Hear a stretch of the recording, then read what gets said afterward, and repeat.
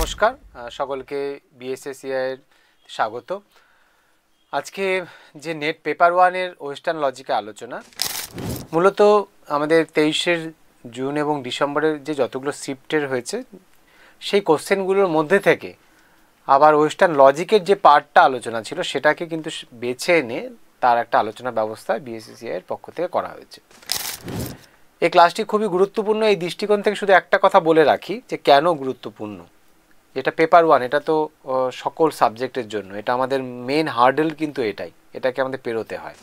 অনেকে অনেক সাবজেক্ট পড়েন বলে সাবজেক্টে যে অগাধ জ্ঞান থাকছে, সাবজেক্টে ভালো নাম্বার হয়ে যাচ্ছে, পেপার 1 এর নাম্বারটা কখনোই আসছে না। যারা জেআরএফ পেয়েছে এবং আমার ব্যক্তিগত অভিজ্ঞতাতে আমার ক্ষেত্রেও দেখেছি, পেপার 1 এ যখন 40-42 কোশ্চেন অ্যান্সার হয়ে যাচ্ছে 50 আউট অফ 50 কোশ্চেনে, বা 80% অ্যাভব হয়ে যাচ্ছে, তখন কিন্তু জেআরএফটা অনায়াসে হয়ে যায়। তাই আমাকে পেপার 1টাও কিন্তু কখনোই শুধু কোয়ালিফাই মার্কস হিসাবে বা ধরলে হবে না, এটা ছেড়ে দেওয়ার মতো নয়। এটাকে এমনভাবে পড়তে হবে যে এটাতেও যেন আমি চূড়ান্তভাবে আমি প্রচুর নাম্বার তুলতে পারি, যেভাবে আমি যতটা গুরুত্ব দিয়ে সাবজেক্টটাকে পড়েছি। কিন্তু সমস্যা যেটা হয়, এখানে সব কিছুর মিশ্রণ আছে, আপনাদের জানাই আছে, আমি সেই ব্যাখ্যায় যাব না। যেখানে আমাদের এনভায়রনমেন্টের উপর আলোচনা আছে, লজিক্যাল রিজনিং আছে, শুধু রিজনিং আছে, ম্যাথামেটিক্যাল রিজনিং আছে, সব কিছু আলোচনা আছে, কিছু কারেন্ট অ্যাফেয়ার্স আছে, কনস্টিটিউশনাল আছে কিছু, এই সব কিছু আলোচনা নিয়ে একটা পেপার। এই তার মধ্যে যে আমি শব্দটি উচ্চারণ করেছি সেটা হচ্ছে লজিক্যাল রিজনিং বা logic, well to say grossly speaking western logic, পাশ্চাত্য যুক্তিবিদ্যা যে রয়েছে, এই অংশটা কিন্তু খুব গুরুত্বপূর্ণ। কেন গুরুত্বপূর্ণ? এখান থেকে তো প্রশ্ন থাকেই, প্রচুর প্রশ্ন থাকে। বর্তমানে এই প্রশ্নের সংখ্যা ক্রমশ বৃদ্ধিমান, মানে বেশি হয়ে যাচ্ছে, এবং এটার অ্যান্সার আমরা অনেকেই না জেনেও করি, অনেক সময় হয়েও যায় ঢেল মারাতে, যেটা আমরা বলে থাকি গেজিং আর কি, ওয়াইল্ড গেজিংয়েও। কিন্তু সঠিকভাবে জানলে আমরা এটা এখানে চূড়ান্তভাবে সঠিক নাম্বার পেতে পারি এখানে, প্রথমত। দ্বিতীয়ত, যারা আমরা প্রথম পরীক্ষা দিচ্ছে বা একবার দুবার, অনেকে অনেক দিতে দিতে প্র্যাকটিস করতে করতে হয়ে গেছে, এমনটা কি ভালো নয় যে আমি এই খুব ভালো প্রিপারেশন নিয়ে আমি এক দুবারে আমি এটাকে উঠতে যেতে পারি? তাহলে তার জন্য আমার দরকার আগে থেকে প্রাক প্রস্তুতি। এই যারা নন ফিলোসফিক্যাল ব্যাকগ্রাউন্ডের আমরা আর কি, যারা কখনো কোনো ফিলোসফি পড়িনি, যারা পড়েছি তাদের ক্ষেত্রেও ওয়েস্টার্ন লজিকের এই অংশগুলো অনেকের ক্ষেত্রে কঠিন মনে হয়।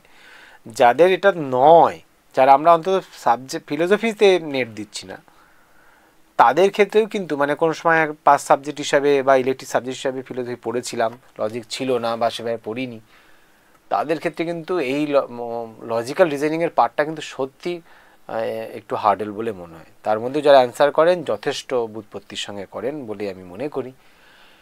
তো আমাদের এই জন্য কিছু লজিক্যাল বিষয় জানা প্রয়োজন। কিন্তু এবার লজিক্যাল বিষয়ে আমি কতটা জানবো, এটা তো অনেকটা বিষয়। তো আমি কিছু কিছু বিষয় মনে করি যে জানা প্রয়োজন।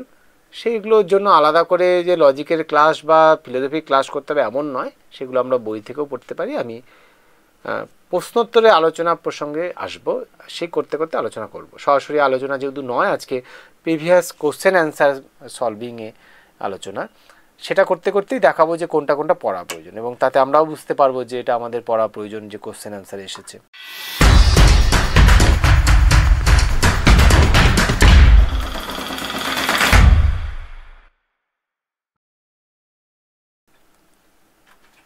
দেখুন, বলা হচ্ছে which formal fallacy is committed in the following argument। Formal ফ্যালাসির কথা। তাহলে আমরা এখানে একটা ফ্যালাসির প্রসঙ্গ এলো। এই ফ্যালাসির প্রশ্নটা আমরা কেমন করে ধরতে পারবো? ফ্যালাসি মানে একটা ভ্রান্তি, একটা যুক্তিতে একটা ভ্রান্তির কথা এলো। একটা যুক্তি যখন অবৈধ হয় তার মধ্যে একটা ফ্যালাসি আসে। এই ফ্যালাসি দুই রকম, একটা ফর্মাল, একটা ইনফর্মাল ফ্যালাসি। ফর্মাল মানে আকারগত, হ্যাঁ, আর একটা ইনফর্মাল মানে একটা ভাষাগত বা ভার্বাল ফ্যালাসি। যেমন ধরে নিয়ে একটা যুক্তির আকার থাকে, তাহলে আমাকে কিন্তু যুক্তির আকারটা কম করে জানতে হবে। কীরকম যুক্তির আকারটা? যে যুক্তির দুটো আশ্রয় বাক্য বা একটা আশ্রয় বাক্য থাকে, মানে in English there should be 1 or 2 premises and 1 conclusion, and conclusion is drawn from the premise or premises। সিদ্ধান্তটি আশ্রয় বাক্য বা হেতু বাক্য থেকে টানা হয়, এটা জানতে হবে। এটা আমরা মোটামুটি এখন যারা প্র্যাকটিস করি জেনে গেছি।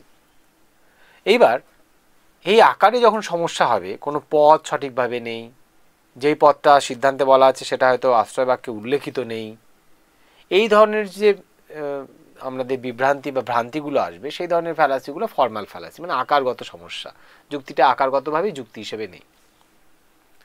আর ইনফর্মাল কি, অর্থগত কোনো ত্রুটি রয়েছে, একটা শব্দ দুরকম অর্থ বোঝাচ্ছে, বা সেখানে কোনো একটি শব্দকে আরও ব্যাখ্যার প্রয়োজন পড়ছে, কোনো একটি পদে বা কোনো টার্মের, কোনো একটি সেন্টেন্সে মিনস হচ্ছে আইদার প্রেমিস অর কনক্লুশন, মানে আশ্রয় বাক্য বা সিদ্ধান্ত। তাহলে এই যে মোটামুটি যে আকারটা বললাম, এটা মোটামুটি বললাম, মানে একেবারে অল্প কথা বলা হলো, এটা যথেষ্ট নয়। এই ফর্ম কিন্তু আমাদের জানতেই লাগবে, নিয়মিত ক্লাস করে বা নিয়মিত আমাদের পড়ে ফর্মের ধারণা, আর্গুমেন্টের ধারণা জানতে হবে, না হলে আমাদের কাছে ফর্মাল ফ্যালাসি কীভাবে বের করবো বুঝতে পারবো না, ইনফর্মাল ফ্যালাসি বা কোনগুলো সেগুলো ধরতে পারবো না। এখানে একটা উদাহরণ দিয়ে বলে দিচ্ছি, বলছে which formal fallacy is committed in the following argument. এখানে কোন ধরনের ফর্মাল ফ্যালাসিটা হয়েছে, বলছে নো পলিটিশিয়ান আর ইডিয়েটস। আমাকে জানতে হবে এটা তাহলে কী ধরনের বচন। What type of statement is it, এটা কোন ধরনের স্টেটমেন্ট, কোন ধরনের proposition, well to say proposition. In logic statement is call or consider as the proposition when it is logically formed. যখন এটা লজিক্যালি আকার প্রাপ্ত হয় তখন এটাকে প্রপোজিশন বলে। এই প্রপোজিশনটা কী ধরনের প্রপোজিশন জানতে হবে। দেয়ার আর 4 type of proposition in categorical প্রপোজিশনস। তার মানে দেয়ার আর 4 type of categorical proposition, that is in alphabetically AEIO, অ্যালফাবেটের দিক থেকে সেটা AEIO বলে। ইউনিভার্সাল প্রপোজিশন দুটো ARE, আর পার্টিকুলার প্রপোজিশন দুটো AEIO। I আর ওটা হচ্ছে পার্টিকুলার প্রপোজিশন, আর A আর ইটা হচ্ছে ইউনিভার্সাল প্রপোজিশন। ইউনিভার্সালের মধ্যে একটা আবার নেগেটিভ আছে, একটা অ্যাফার্মেটিভ আছে। অ্যাফার্মেটিভটা হচ্ছে A, যেমন অল ম্যান আর মর্টাল, যেমন নো ম্যান ইজ গড, এটা এটা হচ্ছে নেগেটিভ প্রপোজিশন। সাম পিপল আর টিচার্স, এটা হচ্ছে particular affirmative. Some people's are not teachers, এটা হচ্ছে কোনো কোনো মানুষ নয় শিক্ষক, এটা ও বচন, পার্টিকুলার নেগেটিভ প্রপোজিশন। এই 4টা বচনও আমাকে কিন্তু জানতে হবে। তাই এগুলো কিন্তু না জানলে আমার অনেক প্রশ্ন ধরে নিতে হবে, আমাকে ছেড়ে চলে আসতে হবে। তাহলে এখানে কোন ধরনের বচন আমরা বুঝতে পারছি, এখানে আমাদের যে বচনটা সেটা হচ্ছে ই বচন, that means universal proposition and universal negative propositions, not affirmative. E বচন দ্বিতীয় বচনটি। আর পরের যে বচনটা বলছে some voters are not idiots, এটাও নেগেটিভ বচন, কিন্তু এটা হচ্ছে পার্টিকুলার নেগেটিভ বচন, ও বচন। কোনো কোনো ভোটার নয় ইডিয়েট। প্রথমে এটি বলা হচ্ছিল কোনো রাজনীতিবিদ নন ইডিয়েট, মূর্খ। তারপরে বলা হলো কিছু কোনো কোনো ভোটার নন মূর্খ বা ইডিয়েট। যে উদাহরণটা টানা হলো সাম ভোটার্স আর নট পলিটিশিয়ান, বলছে কোনো কোনো ভোটার নন পলিটিশিয়ান, কোনো কোনো ভোটদাতা বা ভোটার রাজনীতিবিদ নন। দেখতে পাচ্ছি 3টে মানে 3 টাইপস অফ টার্মস আছে, টোটাল 6 টার্মস আছে। টার্মস মানে পদ, যেমন সাবজেক্ট প্রেডিকেট দুটো করে পদ থাকে প্রত্যেকটি প্রপোজিশনে, তাহলে টোটাল এখানে 3টে বচনে 3টে প্রপোজিশনে 6টা টার্ম রয়েছে। এক একটি টার্ম দুবার রয়েছে, পলিটিশিয়ান দুবার, ভোটার দুবার, ইডিয়েট দুবার। ঠিক আছে, তাহলে মোটামুটি ঠিক মনে হচ্ছে, অর্থগতভাবে মনে হচ্ছে তো ঠিকই তো লাগছে, কিন্তু বলে দিয়েছে দোষ আছে। কোন ধরনের দোষ, তাহলে আমরা তাহলে কী করবো, যে কোনো একটা তাহলে করি, বা ওটা মনে হলো একটা করে দিলাম। কিন্তু এখানে একটা রুলস রয়েছে, যে রুলস অনুযায়ী এটা একটা দোষ হবে, সেটা হচ্ছে এক্সিস্টেন্সিয়াল ফ্যালাসি। কি হচ্ছে, যেখানে দেখতে পাচ্ছি আমরা ই বচন হচ্ছে ইউনিভার্সাল প্রপোজিশন। ইউনিভার্সাল প্রপোজিশনে কোনো এক্সিস্টেন্সিয়াল ইম্পোর্ট নেই, এটা আমাদের রুলটা জানতে হবে। কোনো পার্টিকুলার কোনো ইউনিভার্সাল প্রপোজিশন মানে এই বচনে কি নেই, অস্তিত্বমূলক তাৎপর্য নেই। আর পার্টিকুলার প্রপোজিশন যেমন আই এবং ও, শেষের দুটো প্রপোজিশন বচন, অস্তিত্বমূলক তাৎপর্য আছে। তাহলে যে এই রুলটা হচ্ছে আপনারা লিখে রাখতে পারেন বা মাথায় রাখতে পারেন যে কোনো ইউনিভার্সাল প্রপোজিশন থেকে মানে এ এবং ই বচন থেকে পার্টিকুলার প্রপোজিশন সিদ্ধান্ত টানলে অ্যাজ এ কনক্লুশন মানে আই এবং ওকে যদি সিদ্ধান্ত হিসাবে টানা হয় তাহলে সেখানে যে দোষটা ঘটে এক্সিস্টেন্সিয়াল ফ্যালাসি ঘটে।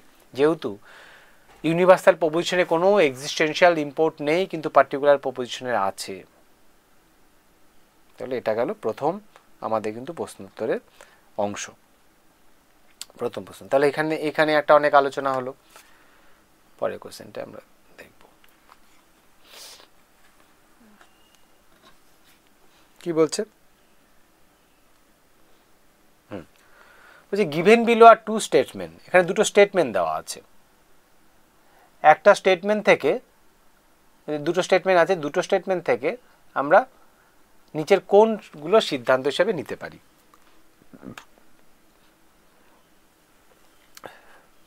আমরা একটু দেখি কি কি দেখাচ্ছে।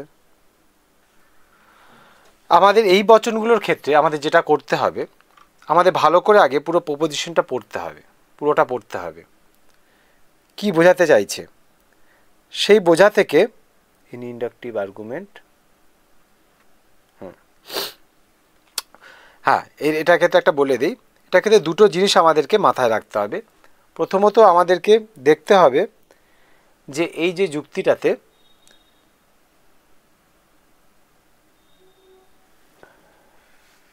যুক্তিটাতে আমাদের রিজনে কি বলছে আর আমাদের কনক্লুশনে কি বলছে।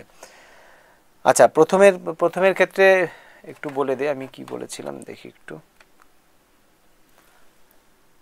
হ্যাঁ, আচ্ছা, প্রথমের ক্ষেত্রে একটু আমি সংশোধন করে দিচ্ছি। একটা বিষয় বলেছিলাম, বলতে গিয়ে কথা প্রসঙ্গে এই এক্সিস্টেন্সিয়াল ফ্যালাসি বলতে গিয়ে ওটাই উত্তর বলে দিয়েছিলাম। এক্সিস্টেন্সিয়াল ফ্যালাসি হচ্ছে যেখানে ইউনিভার্সাল প্রপোজিশন থেকে আমাদের পার্টিকুলার সিদ্ধান্ত টানা হবে, সেটা এক্সিস্টেন্সিয়াল ফ্যালাসি। কিন্তু এইখানে দেখা যাচ্ছে দুটোই কিন্তু ইউনিভার্সাল প্রপোজিশন নেই।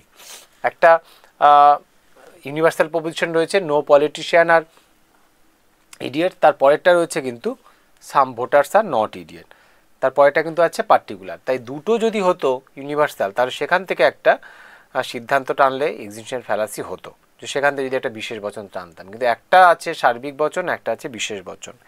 এইখানে যেটা দেখা যাচ্ছে যে এটা এক্সক্লুসিভ, এটা প্রেমিসের একটা সমস্যা হচ্ছে। হ্যাঁ, তাই এই ধরনের সমস্যাটা হচ্ছে ফার্স্ট ওয়ান হবে, যেখানে দুটো অর্থে আমাদেরকে বোঝায়, সেখানে হচ্ছে দুটো অন্তর্ভুক্ত করে, সেই ক্ষেত্রে আমাদের এক্সক্লুসিভ প্রেমিস হবে। তাই এটা এক্সিস্টেন্সিয়াল ফ্যালাসি না, এটা এক্সক্লুসিভ প্রেমিসেস। তো আমি এটা কারেকশন করে রাখলাম, এক্সিস্টেন্সিয়াল ফ্যালাসি দোষটা ব্যাখ্যা করেছি, কিন্তু এটা হচ্ছে এক্সক্লুসিভ প্রেমিসেস। আর এই affirming the consequent denying the antecedent একটু বলে রাখি বলতে গিয়ে। অ্যাফার্মিং দ্য অ্যান্টিসিডেন্ট কি, অ্যাফার্মিং দ্য কনসিকুয়েন্ট এবং ডিনাইং দ্য অ্যান্টিসিডেন্ট, যেহেতু এই কোশ্চেন তো আর আসবে না, আসলে অন্য কোশ্চেন আসতে পারে। এবার কোশ্চেনটা আসলে এবার এই উত্তরগুলো আসতে পারে, অপশানগুলো। তাই যেটা বলছে অ্যাফার্মিং দ্য কনসিকুয়েন্ট মানে হচ্ছে সিদ্ধান্ত, অনুগ আসলে, আর অ্যান্টিসিডেন্ট মানে হচ্ছে পূর্বগ। আমাদের এক প্রকার যুক্তি রয়েছে, আমরা পাবো কোনো এক সময় হয়তো, সেটা কি বোঝায়, সেই যুক্তি যদি তবে তাই, যদি মেঘ হয় তবে বৃষ্টি হবে, মেঘ হয়েছে অতএব বৃষ্টি হয়েছে। তাই প্রথমে পূর্বগটাকে স্বীকার করে অনুগটাকে স্বীকার করা যায়, মেঘ হলে বৃষ্টি হবে, এটা আমাদের স্বীকার করা যায়, এটা আমাদের যুক্তিতে রয়েছে। কিন্তু কখনো সিদ্ধান্তকে স্বীকার করে, অর্থাৎ অনুগকে সিদ্ধান্ত করে পূর্বকে স্বীকার করা যায় না। উল্টোটে যে বৃষ্টি, আবার বলি আমি, যে বৃষ্টি হয়েছে অতএব মাটি ভিজেছে, প্রথমের অংশটি হচ্ছে যে বৃষ্টি হয়েছে, তার দ্বিতীয় অংশটি হচ্ছে মাটি ভিজেছে। এবার বৃষ্টি হয়েছে অতএব মাটি ভিজেছে আমরা বলতে পারি, কিন্তু মাটি ভিজেছে অতএব বৃষ্টি হয়েছে এই সিদ্ধান্ত আমরা করতে পারি না। এই সিদ্ধান্ত করলে আমাদের যে দোষটা হবে অ্যাফার্মিং দ্য কনসিকুয়েন্ট। অ্যাফার্মিং দ্য কনসিকুয়েন্ট মানে আমার করা উচিত আসলে প্রথম অ্যান্টিসিডেন্ট মানে অ্যান্টি শব্দের অর্থ পূর্বে, যেটা পূর্বে আসে, মানে বৃষ্টি হয়েছে সেটাকে আগে স্বীকার করতে হবে, তাহলে আমি বলতে পারি বৃষ্টি হয়ে যান মাটি ভিজবেই। কিন্তু আমি আগেই সিদ্ধান্ত বা অনুগকে স্বীকার করলাম যে মাটি ভিজেছে, তা থেকে কিন্তু আমি কখনোই বলতে পারি না যে আমার বৃষ্টি হয়েছে। কেননা মাটি ভেজার কারণ অন্যও হতে পারে। তাই অনুগকে স্বীকার করে যদি আমি পূর্বগকে স্বীকার করি, অর্থাৎ কনসিকুয়েন্টকে স্বীকার করবার পর যদি আমি অ্যান্টিসিডেন্টকে স্বীকার করি সিদ্ধান্তে, এটা ওই হাইপোথেটিক্যাল সেন্টেন্সের বা লজিক আর্গুমেন্টগুলোর ক্ষেত্রে, সেক্ষেত্রে কিন্তু আমার যে দোষটা হবে সেটা অ্যাফার্মিং দ্য কনসিকুয়েন্ট, যেহেতু প্রথমে আমি কনসিকুয়েন্টকে স্বীকার করে নিচ্ছি। তারপরে কি বলা হচ্ছে, denying the antecedent. Denying the antecedent মানে আরেকটি ধরনের বচন আছে। এই একই রকমভাবে আসলে ইয়ে করা হয়, মানে ওই যদি বৃষ্টি হয় তবে মাটি ভিজবে, এই বচনটা দিয়ে উদাহরণটা আসবে, বা একই রকম বচন দিয়ে উদাহরণ দেওয়া যেতে পারে।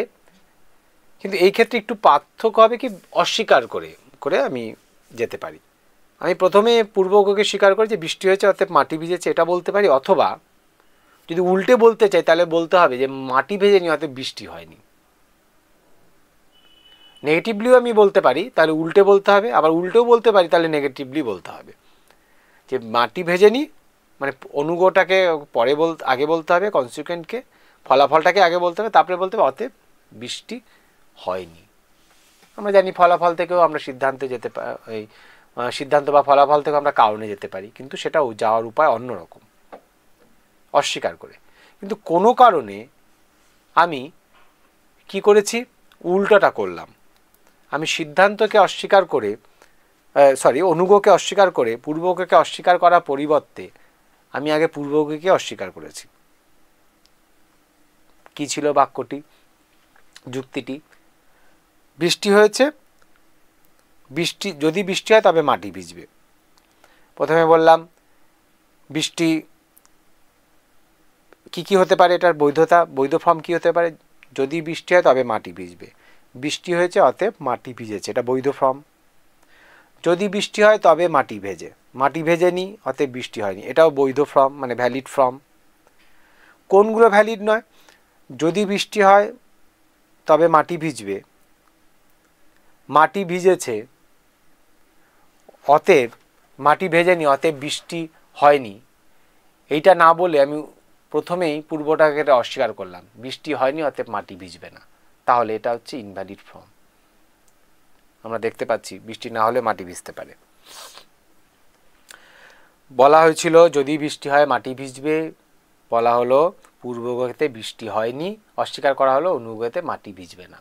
ভুল, বৃষ্টি না হলে তো মাটি ভিজতে পারে, তাই পূর্বগকে অস্বীকার করা যাবে না। তাই পূর্বগকে প্রথমে অস্বীকার করা যাবে না, অস্বীকার করতে হলে আগে অনুগকে অস্বীকার করতে হবে, সিদ্ধান্তকে। তাই বলা হচ্ছে ডিনাইং মানে অস্বীকার করা, অ্যান্টিসিডেন্ট পূর্বগকে অস্বীকার করে ফেলেছে, তাই এটাও একটা দোষ। আর আমাদের এখানে যে দোষটা হয়েছিল এক্সক্লুসিভ প্রেমিসিস, মানে বচনগত দোষ। যে দুটো প্রপোজিশন রয়েছে সেই প্রপোজিশন দুটো হচ্ছে নেগেটিভ, তাই দুটো নেগেটিভ প্রপোজিশন থেকে কখনো একটা সিদ্ধান্ত টানা যায় না। দুটো নেগেটিভ প্রপোজিশন থেকে যদি একটা সিদ্ধান্ত টানা হয় তাহলে সেটা এক্সক্লুসিভ প্রেমিসিস ফ্যালাসি হয়। এখানে এক্সিস্টেনশিয়াল ফ্যালাসি হয়নি, এক্সিস্টেনশিয়াল ফ্যালাসি আলোচনা করতে গিয়ে বলে ফেলেছিলাম, কিন্তু এখানে যেহেতু একটা সার্বিক বচন একটা বিশেষ বচন আছে, তাই একটা বিশেষ বচন টানাতে কোনো সমস্যা ছিল না। কিন্তু দুটোই যেহেতু নঅর্থক বচন, দুটো নঅর্থক বচন থেকে সিদ্ধান্ত টানলে দোষ বা ভ্রান্তি ঘটে। দুটোই নঅর্থক বচন, দুটোতেই অস্বীকার করা হচ্ছে, সেখান থেকে কী সিদ্ধান্ত আসতে পারে ভ্যালিড? এটা এক্সক্লুসিভ প্রেমিসিস। এটা একটা অনেকটা আলোচনা ছিল, পরেরটায় চলে যাই আমরা। এবার এখানে যেটা করতে হয় আমাদেরকে কি করতে হবে, এখান থেকে আমাদের স্টেটমেন্ট দেখে আমাদের অ্যান্সার করতে হবে। স্টেটমেন্টটাকে আগে বোঝার চেষ্টা করতে হবে, স্টেটমেন্টটা কী চাইছে। স্টেটমেন্টটাই বলছে যে কি inductive argument can only be stronger or weaker. Inductive মানে আরোহ অনুমান। আমাদের অনুমান দুই রকম আছে, একটা অবরোহ একটা আরোহ। অবরোহ অনুমান কি, এতক্ষণ যেগুলো আলোচনা করলাম যে প্রেমিস থাকবে, প্রেমিস থেকে সিদ্ধান্ত টানা হবে, 3 রকম পদ থাকবে, দুবার করে ব্যবহৃত হবে, টোটাল 6টা পদ থাকবে, এগুলো সবই হচ্ছে অবরোহ অনুমান। আরোহ অনুমানের ক্ষেত্রে কোনো একটা বা দুটো আশ্রয় বাক্য থেকে সিদ্ধান্ত টানা হয় এমন নয়, একাধিক থাকে, অবশ্যই 2-এর অধিক থাকে। একটা উদাহরণ দেই, অবরোহ উদাহরণ তো এতক্ষণ ধরে হলোই, অবরোহ উদাহরণ আরেকটা দিয়ে রাখি, স্পষ্ট হবে। যেমন যেখানে যেখানে ধোঁয়া সেখানে সেখানে আগুন, পাহাড়ে ধোঁয়া রয়েছে আর পাহাড়ে আগুন রয়েছে, এটা একটা আমরা অবরোহ যুক্তি দিতে পারি। বা মানুষ মাত্রেই মরণশীল, রামবাবু একজন মানুষ, অতএব রামবাবু মরণশীল, এভাবে আমরা ব্যাখ্যা করতে পারি অবরোধে। প্রথমটি ভারতীয় উদাহরণ দিয়েছিলাম, সেটাকে আমরা ট্রান্সফর্ম করতে পারি। পরেরটি ওয়েস্টার্নের উদাহরণ স্পষ্ট দিলাম, যেখানে কি করা হলো, যেখানে আশ্রয় বাক্য থেকে সিদ্ধান্ত অনিবার্যভাবে টানা হয়, কখনোই আশ্রয় বাক্যের বাইরে সিদ্ধান্ত কোনো কিছু বলে না। উদাহরণটা কি ছিল, সকল মানুষ হয় মরণশীল, প্রথম বা প্রধান আশ্রয় বাক্য। পরের আশ্রয় বাক্যটি হচ্ছে রামবাবু হন একজন মানুষ। পরের আশ্রয় বাক্যে দাবি করা হলো রামবাবু একজন মানুষ, ঠিক আছে। এবার তা থেকে আমরা কি দাবি করতে পারি, কোনো বাইরে থেকে কোনো তথ্য না নিয়ে দাবি করতে পারি রামবাবু হন মানুষ, যেহেতু প্রথম বা প্রধান আশ্রয় বাক্যে বলে দেওয়া হয়েছে সকল মানুষ হচ্ছে মরণশীল হবেন, মানে যদি মানুষ হয় সে মরণশীল হবে, তাহলে রামবাবু মানুষ তো মরণশীল হবেই। তাহলে দুটো আশ্রয় বাক্য থেকে আমরা অনিবার্যভাবে যখন সিদ্ধান্তটা আনি, সিদ্ধান্তটি যখন কখনোই আশ্রয় বাক্য থেকে অধিক ব্যাপক হয় না, সবসময় সমব্যাপক বা কম ব্যাপক হয়, মানে বাড়তি কোনো তথ্য দেয় না, যে আশ্রয় বাক্যে বলা নেই, তখন সেটা হচ্ছে বৈধ একটা অবরোহ যুক্তি, ডিডাকটিভ আর্গুমেন্ট।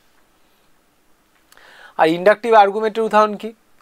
ইন্ডাকটিভ আর্গুমেন্টের উদাহরণ হলো যে আর্গুমেন্টে কি করা হয়, যে আর্গুমেন্টে ওই অনেকগুলো আশ্রয় বাক্য থাকে বা হেতু বাক্য থাকে, সেখান থেকে একটা সিদ্ধান্ত টানা হয়, সেই সিদ্ধান্তটা আশ্রয় বাক্যগুলো থেকে অনেক ব্যাপক হয়।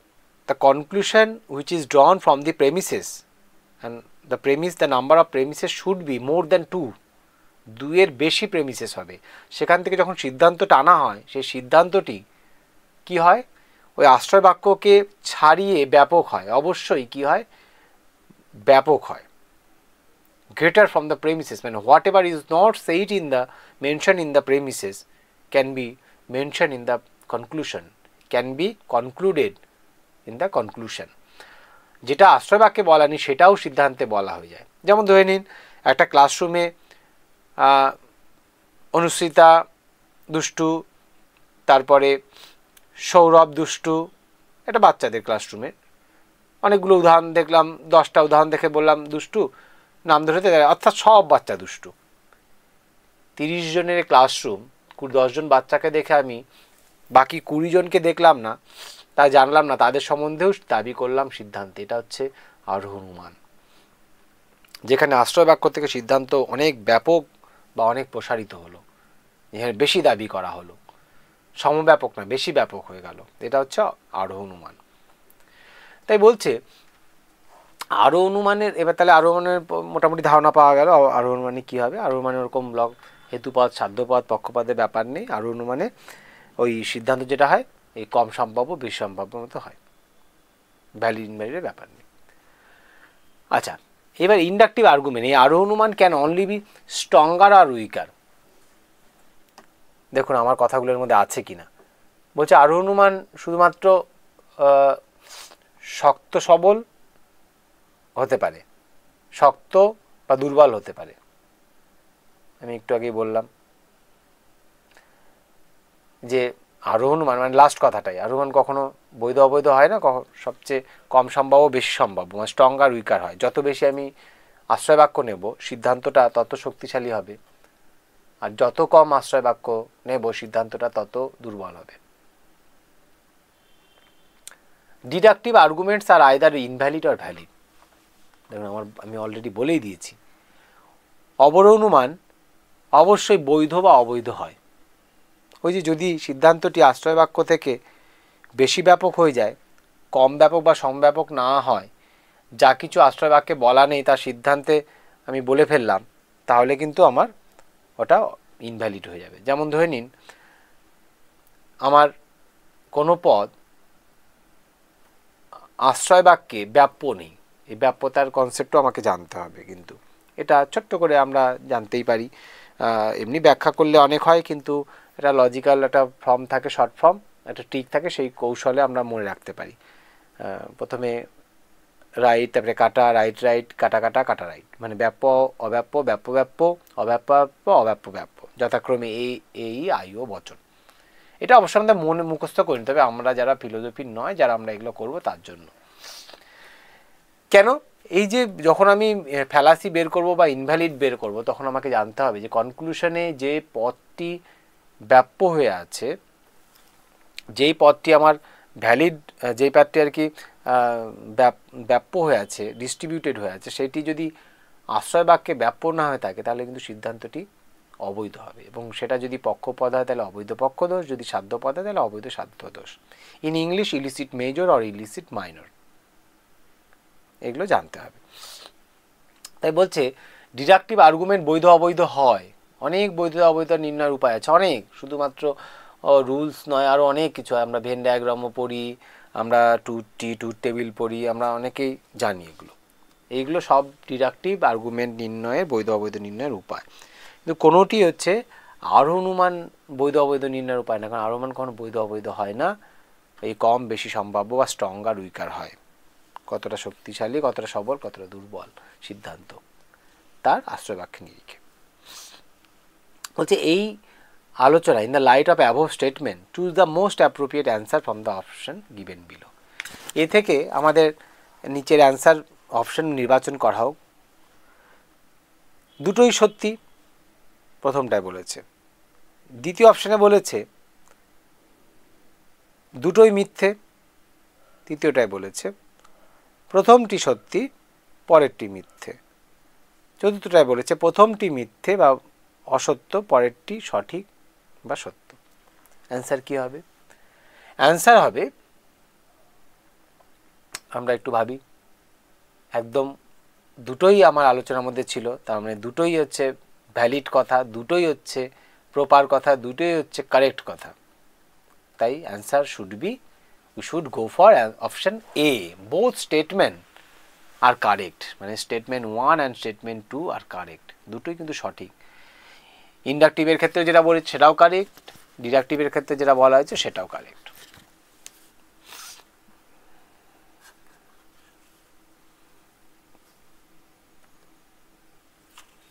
দেখি এখানে আরেকটি দেখতে পাচ্ছি 23শে ডিসেম্বরের প্রিভিয়াস কোশ্চেনের, এটা আমাদের কি বলছে আমরা পড়ি। If you like a ketchup and you also like a ice cream, আমরা জানি এটি কেচাপ আইসক্রিমের কথা। বলছে if you like a ketchup and you also like ice cream then you should like ketchup ice cream, which fallacy committed in the argument. কোন ধরনের দোষ ঘটলো? আমরা অনেকগুলো দোষের কথা আমি আগেই বলেছিলাম যে আমাদেরকে জানতে হবে, সেটা কি, যে একটা ফর্মাল একটা ইনফর্মাল। ফর্মাল ফ্যালাসিগুলো কি আকারগত, ইনফর্মাল ফ্যালাসিগুলো হচ্ছে কোনো অর্থগত। এখানে অনেকগুলো আমাদের ফ্যালাসি আছে, আমরা একটু একটু করে আলোচনা করে নিই। ফ্যালাসি অফ কম্পোজিশন, এটা গঠনগত একটা থাকে, যেমন ধরে নিন ফ্যালাসি অফ কম্পোজিশন একটা গঠন থাকে, আমাদের বচনের কি বলে, আমাদের অবরোহ বা আরোহ বচনের একটা গঠন থাকে, সেই গঠনের যখন একটা ত্রুটি হবে তখন সেটা ফ্যালাসি অফ কম্পোজিশন থাকে। ফ্যালাসি অফ কম্পোজিশন মূলত একটা লজিক্যাল ফ্যালাসি, যখন কি করে, যখন someone assumes that something is true of the whole because of it is true of part of the whole. যখন কোনো একটা যুক্তির কোনো একটা অংশ সত্য দেখে যখন পুরোটাকে সত্য বলে নেয়, তখন ফ্যালাসি অফ কম্পোজিশন ঘটে। কম্পোজিশন মানে গঠন, কোনো একটা অংশ সত্য থেকে পুরোটাই যদি ধরে নেওয়া হয়, পুরোটা সম্বন্ধে যদি সত্যতা দাবি করা হয়। ফ্যালাসি অফ স্লিপারি স্লোপ, ওই স্লিপারি মানে কথাটা থেকে আমি বুঝতে পারছি এটা স্লিপারি, একটা স্লিপ ব্যাপার রয়েছে, একটা পিচ্ছলতার ব্যাপার। এটা একটা লজিক্যাল ফ্যালাসি, যেটা যখন এটা ঘটে তখনই যখন a small action will lead to a series of events that results in negative outcome. যখন কোনো একটা ছোট পদক্ষেপ কি করবে, একটা বড় কোনো অনেকগুলো ঘটনাবলীকে ঘটাবে, একটা নেগেটিভ আউটকামে নিয়ে যাবে, একটা নর্থক ফলাফল ঘটবে। হ্যাঁ, এই ধরনের ঘটনাকে, যেমন কোনো একটি সিদ্ধান্ত নেওয়া হলো, সেই সিদ্ধান্তের ক্ষেত্রে সেটা পরপর ত্রুটি আসতে থাকবে, পরপর এক একটা কোশ্চেন আসতে থাকবে। আচ্ছা, তারপরে হ্যাস্টি জেনারেলাইজেশন। হ্যাস্টি জেনারেলাইজেশন কী দাঁড়াচ্ছে? হ্যাস্টি জেনারেলাইজেশন পদ্ধতিটাকে আমাদের আগে জানতে হবে। জেনারেলাইজেশন মানে জেনারেল করা।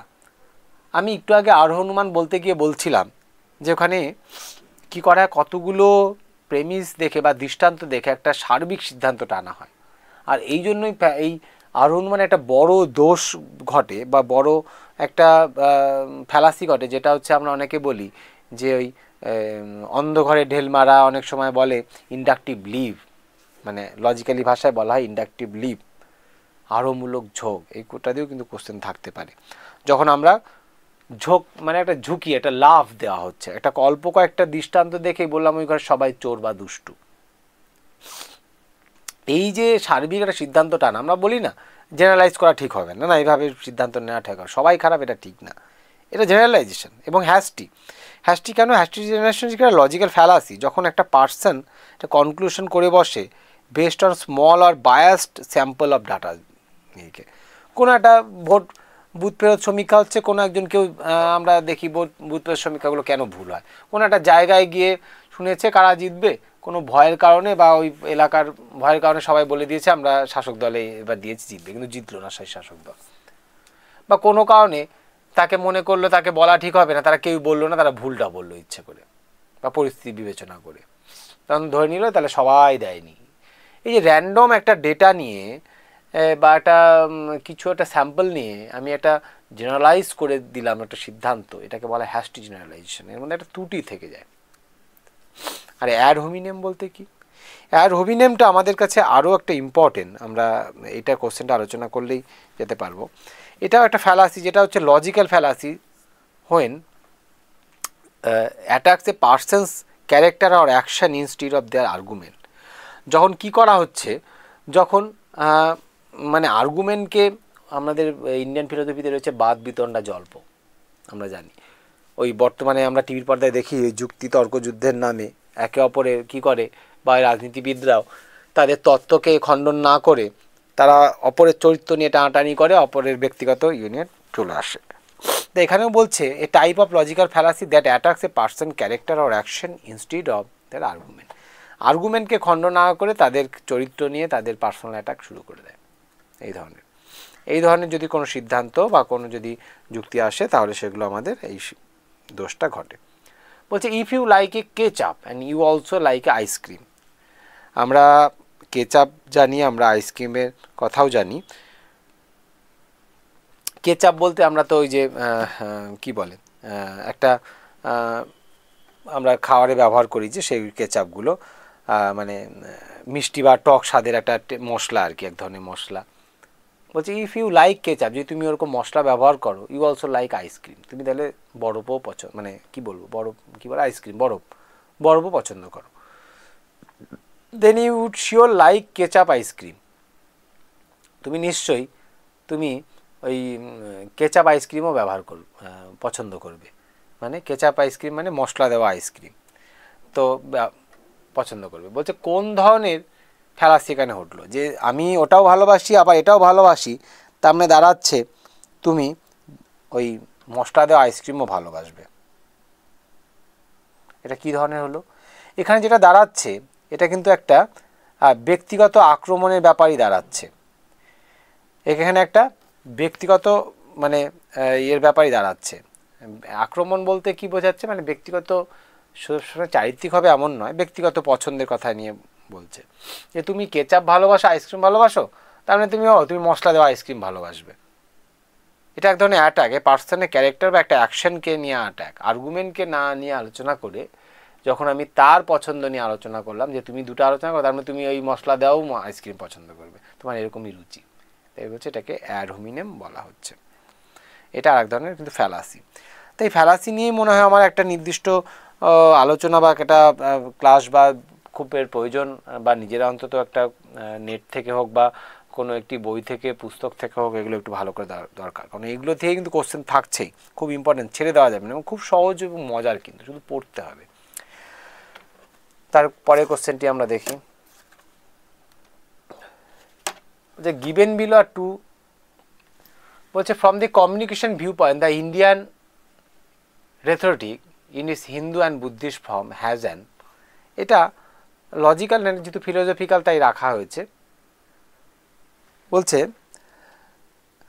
যে কমিউনিকেশনের দৃষ্টিভঙ্গি থেকে, মানে তারা যেভাবে আলোচনা করেন, বুদ্ধিস্ট, হিন্দু, জৈনিজম, এই দৃষ্টিভঙ্গি থেকে Indian rhetoric in its Hindu and Buddhist form, মানে তাদের বুদ্ধিস্ট ফর্মে এবং হিন্দুদের মানে বৌদ্ধ ধর্মে এবং হিন্দুদের যে কমিউনিকেশনের দৃষ্টিভঙ্গি, তাদের যে সংযোগের দৃষ্টিভঙ্গি, তাদের যে আলোচনা, সেটা কী ধরনের দৃষ্টিভঙ্গির আলোচনা?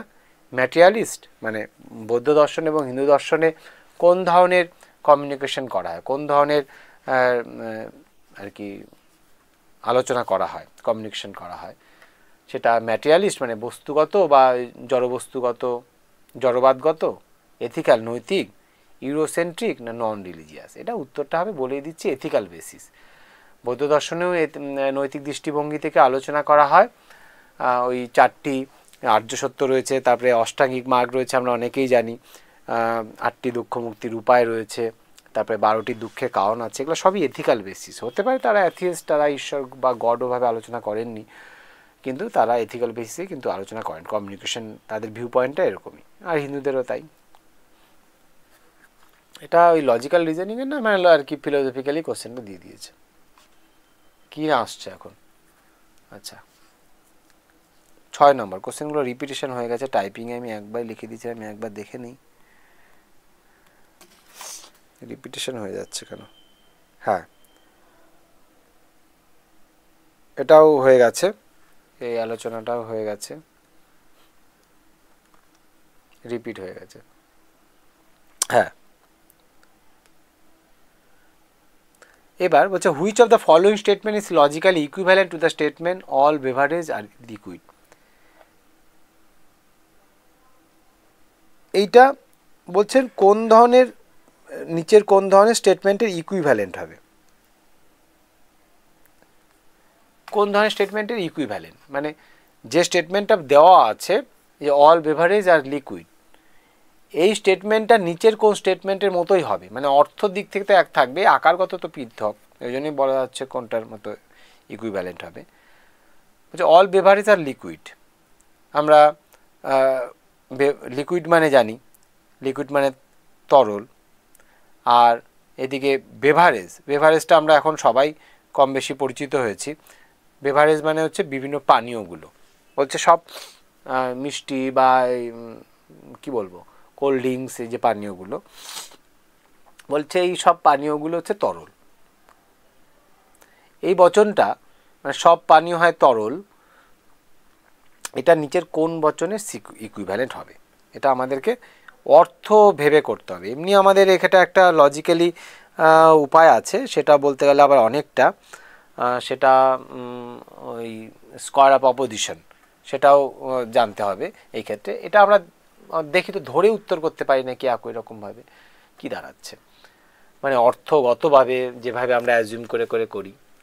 নিচের দিক থেকে যাই, সাম লিকুইডস আর বেভারেজ, একদম পৃথক বিষয় হয়ে যাচ্ছে, ওখানে সব পানীয়কে তরল বলছে আর কিছুকে বলছে। শীতে উল্টে দিয়েছে, উল্টোলে কি কখনো সত্য হয়? সব মানুষ হয় মরণশীল, কিন্তু সব মরণশীল হয় কি মানুষ? তা তো নয়, কারণ অনেক মরণশীল তো পশুও রয়েছে, তাই না? মানে পশু মানে সব পশুও মরণশীল, মানে মরণশীলের মধ্যে তো পশুরাও পড়ে, তাই উল্টোলেও কিন্তু ঠিক হচ্ছে না পুরোপুরি। তাই অল লিকুইডস আর বেভারেজ বললেও হচ্ছে না। আর এটাও তো ঠিক সব তরল পদার্থ যে পানীয় হচ্ছে এমন নয়, কিন্তু ড্রেনের জল বা নোংরা জলও তরল, কিন্তু ওটা পানীয় নয়, বা অনেক রাসায়নিক লিকুইডও তাই। সাম বেভারেজ আর লিকুইড আবার উল্টে মানে একই রাখছে, কারণ কিছু বেভারেজকে বলছে, কিছু পানীয়ই মাত্র তরল, এটাও হচ্ছে না, কিছু জনকে বলছে। নিচেটা ছিল কিছু তরল পানীয়, আর এখানটা বলা হচ্ছে কিছু পানীয় হচ্ছে তরল, কিছু সম্বন্ধে মোট কথা দাবি করছে, ওখানে সব দাবি করা ছিল স্টেটমেন্টটাতে। প্রথমটাতে এবার দেখি 3টে হচ্ছে না, মানে 1 নম্বর হয়ে যাওয়ার কথা, কিন্তু দেখি আগে হচ্ছে কিনা, সময় ভুলও থাকতে পারে। অল নন লিকুইডস আর নন বেভারেজ, ননগুলোকে কেটে দেই, বলছে সব অতরল হচ্ছে অপানীয়। উত্তরটা তাই তো ঠিক হলো। এবার যদি ননগুলোকে কেটে দেই তাহলে দাঁড়াবে অল লিকুইডস আর বেভারেজ। এখানেও আছে সি নম্বরে, কিন্তু এটা কিন্তু হবে না, কারণ সব তরল পদার্থ পানীয় নয়। আমরা আগেই বললাম রাসায়নিক গাড়ি অনেক তরল পদার্থ থাকে যেগুলো পানীয় নয়। ননটা কাটলেই যে শুধু সমান হবে তা নয়, আমাকে উদ্দেশ্য বিধেয় স্থান চেঞ্জ করতে হবে, কারণ এটা সমবিবর্তন প্রক্রিয়া এসেছে, কন্ট্রাপোজিশন প্রক্রিয়ায় পদের বিরুদ্ধ পদ বসিয়ে এসেছে। এটাও একটা লজিক। ওই যে বলেছিলাম অমাধ্যম অনুমান, আবর্তন বিবর্তন, অবভার্সন কনভার্সন এবং কন্ট্রাপোজিশন আমাকে জানতে হবে, না জানলে কিন্তু এই ধরনের উত্তর আমি করতে পারবো না।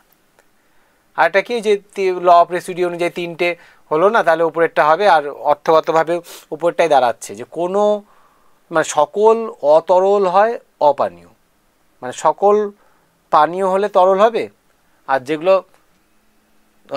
অতরল মানে তরল নয় সেগুলো তো পানীয় হতেই পারে না, কারণ যেটা তরল নয় সেটা আমি পান করব কেমন করে। উত্তরে মানে অর্থ দিক থেকে এই নাম্বারটা হয়ে যাচ্ছে, তাই 8-এর উত্তর হবে। ঠিক আছে, আমরা পরেরটা দেখি।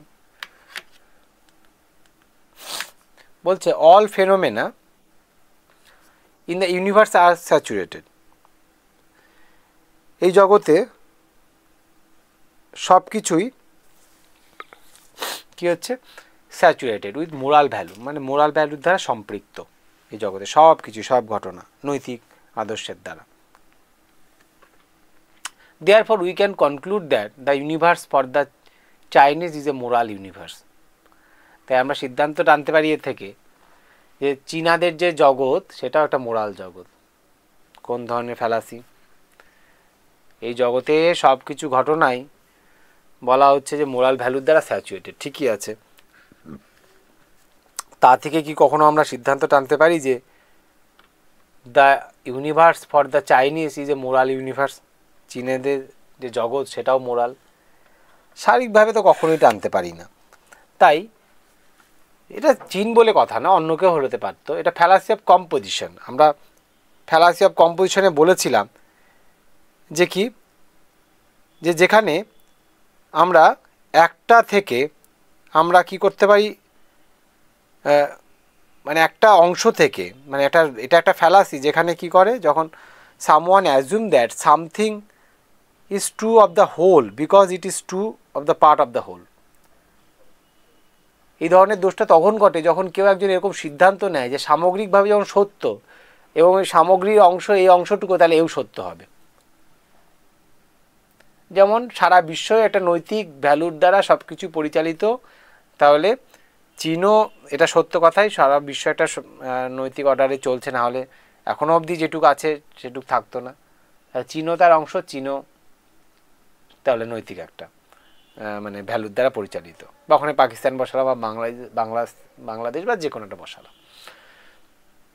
আচ্ছা, তাও কারো মনে হতে পারে এটা এভাবে বলা ঠিক নয়। ঠিক আছে, আমি ধরলাম ছোট একটা অন্য ছোট উদাহরণ নিলাম।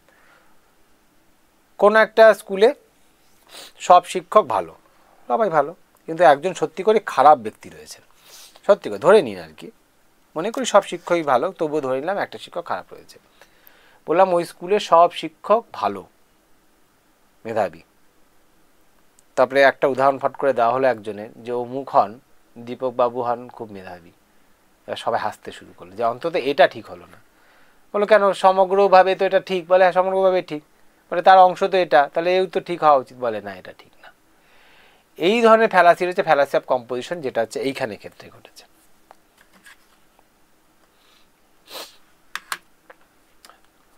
দেখি আমরা,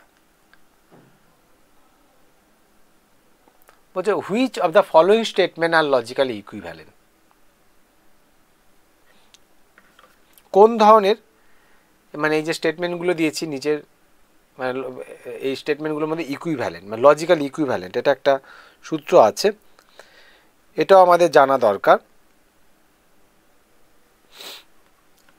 যে কোন ধরনের ইয়েগুলো লজিক্যালি ইকুইভ্যালেন্ট, মানে যৌক্তিকভাবে সমগোত্রীয়। এটা একদম সহজ। নো মেটালস আর গ্যাসেস, কোনো কঠিন পদার্থই গ্যাস নয়, নো গ্যাসেস আর মেটালস, কোনো গ্যাস মেটালস নয়। নো মেটালস আর নন গ্যাসেস, কোনো মানে মেটালই আবার অগ্যাসীয় নয়। এই তিনটেই তো ই বচন, কিন্তু আবার ডি অর্থটা দেখুন অল মেটালস আর নন গ্যাসেস, এই বচনটা আর বাকি এ এবং বি এরটা সঙ্গে এক, কিন্তু সি এর অর্থটা হচ্ছে আলাদা। অর্থাৎ আপনাকে লজিক্যালি ইকুইভ্যালেন্টের ক্ষেত্রে দেখতে হবে যে কোনগুলো একই রকম অর্থ দাঁড়াচ্ছে। নো মেটালস আর নন গ্যাসেস, সেখানে ননটা আমি বিপক্ষে এনে দিলাম, আর এইটা অল মেটালস আর নন গ্যাসেস, এই কথাটা কিন্তু দাঁড়াচ্ছে যে সকল মেটাল মানে শক্ত মানে ধাতব পদার্থই হয় অগ্যাসীয়। তাহলে এই সকল ধাতব পদার্থ হয় অগ্যাসীয়, এই ডি নাম্বারটি কিন্তু বাকিগুলোর সঙ্গে মিল খাচ্ছে, যে নো মেটালস আর গ্যাসেস, কোনো ধাতবই কিন্তু গ্যাস হয় না। কিন্তু আমি সি নাম্বারটায় অর্থগতভাবে একটা অন্য বচন ঢুকিয়েছি। খুব কৌশলে বুঝতে হবে কিন্তু, যেহেতু আমি লজিকের ABCD অত ভেতরে ঢুকিনি, তাই আমাকে অর্থ দিয়ে বুঝতে হবে। কিন্তু সি নাম্বারটায় অর্থটা দেখুন, নো মেটালস আর নন গ্যাসেস, কোনো ধাতবই নয় অগ্যাসীয়, মানে ধাতব গ্যাসীয় হতে পারে এটা দাবি করা হচ্ছে। তার মানে মেটালস আর গ্যাসেস, নন গ্যাসেস নয়, তার মানে মেটাল গ্যাস হতে পারে, দুটোই নন কেটে দিই, তার মানে ধাতব পদার্থ গ্যাসীয় হতে পারে, এটা কিন্তু ভুল। তাই এই অন্তত এর অর্থ দিক থেকে, এই এ বি এর অর্থের দিক থেকে এবং ডি এর সঙ্গে অর্থের সঙ্গে তিনটের থেকে আলাদা এটা, এটা এমনিও ভুল, এমনি এর সঙ্গে অর্থে যায় না। তাই এইটা দাঁড়াচ্ছে রং, এটা কিন্তু আমাদের হচ্ছে না। তাই অপশন হবে ইকুইভ্যালেন্ট লজিক্যাল ইকুইভ্যালেন্ট হবে এ বি এবং ডি অপশন।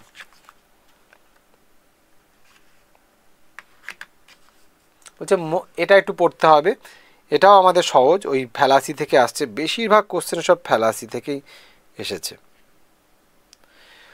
কিন্তু খুব সহজ। এটা আমাদের স্লিপারি স্লোপ জানা আছে, ফলস কজ মানে মিথ্যে কারণ, যেটা কারণ না সেটাকে কারণ মনে করা। স্ট্রম্যান মানে কি? স্ট্রম্যানটা একটা অদ্ভুত ফ্যালাসি। ফ্যালাসি অফ স্ট্রম্যান মানে ধরে নিন আমরা খড়কুটো দিয়ে তৈরি বলি না, ওই স্ট্র হচ্ছে খড়কুটো, খড়কুটো দিয়ে আর কি তৈরি, এরকম একটা লজিক্যালি ফ্যালাসি। যেমন ধরে নিন এই স্ট্রম্যান ফ্যালাসিটা কখন, যখন একটা distorted version of a another person's argument that easy to refute, যেটা সহজেই খণ্ডন করা যায়। স্ট্র মানে খড়কুটোর মানুষ, কোনো একজন মানুষ আর্গুমেন্ট দিলেন যার আর্গুমেন্টটাকে সহজে রিফিউট করা যায়, এরকম একটা আর্গুমেন্ট দেওয়া হলো কোনো যুক্তিতে যেটাকে সহজে রিফিউট মানে খণ্ডন করা যায়, এটা হচ্ছে স্ট্রম্যান আর্গুমেন্ট, সহজে যেটাকে খণ্ডন করা যায়। ফ্যালাসি অফ হচ্ছে রেড হেরিং, এটাও খুব গুরুত্বপূর্ণ। এটার কি দাঁড়াচ্ছে, এটাও একটা ফ্যালাসি, যে এই ফ্যালাসিটা কখন হচ্ছে, যখন কোনো কারো অ্যাটেনশনটাকে ডাইভার্ট করে দেওয়া হচ্ছে, diverting attention from a main topic of a discussion by introducing an irrelevant topic. হ্যাঁ, অন্য কিছুর দিকে দৃষ্টিভঙ্গিকে ঘুরিয়ে দেওয়া হচ্ছে, এটা একটা গুরুত্বপূর্ণ। হয়তো লাল কাপড় বা কিছু একটা দেখে রেড হেরিং মানে একটা দৃষ্টিটাকে অন্য দিকে তাকে নিয়ে যাওয়া হচ্ছে, এটার আক্ষরিকভাবে এটা বোঝাতে চেষ্টা করে। আসলে এইটা নয়, আসলে মূল জায়গা থেকে সরিয়ে কাউকে পরাজিত করবার জন্য এই ধরনের আর্গুমেন্ট যদি আনা হয় তাহলে সেটাতে এই ফ্যালাসি হবে। আর এখানে দেখি কি ধরনের হয়েছে, আমরা বেশি আলোচনা হয়তো করতে পারবো না। বলছে more laws have been added on the books in the past 5 years than ever before. 5 বছর পূর্বে অনেক লস মানে অনেক আইন যুক্ত করা হয়েছে বইতে। ইয়ে the number of crimes committed during, মানে 5 বছর ধরে, বিগত 5 বছর ধরে অনেক আইন কারণ যুক্ত করা হয়েছে বইতে। Yet the number of crimes committed during the same period has significantly increase.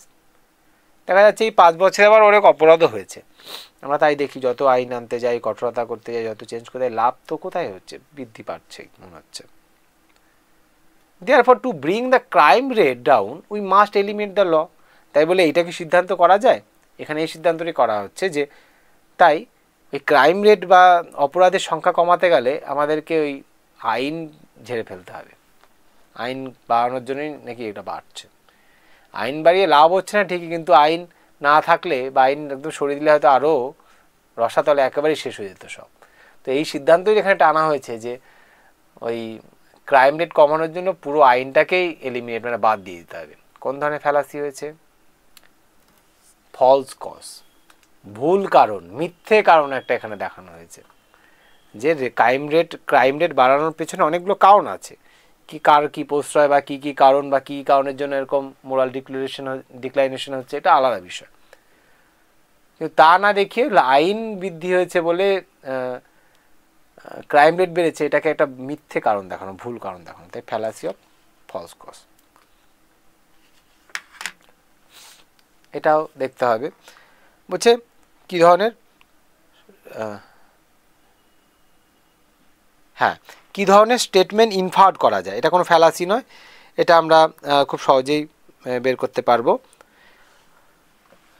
বলছে সাম রেক্টেঙ্গলস আর নট স্কোয়ার,